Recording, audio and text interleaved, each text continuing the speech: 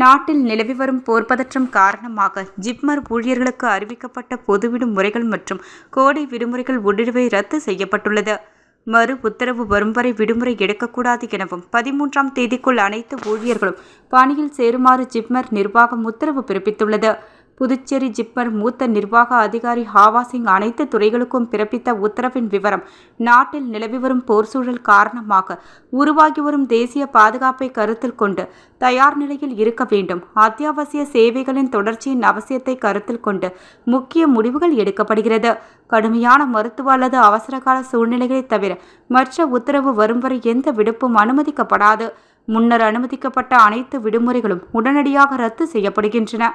அனைத்து ஊழியர்களும் உடனடியாக பணிக்கு திரும்புமாறு அறிவுறுத்தப்படுகிறார்கள். அனைத்து ஊழியர்களும் வரும் 13ஆம் தேதிக்குள் திரும்ப வேண்டும் என அறிவுறுத்தப்பட்டுள்ளது.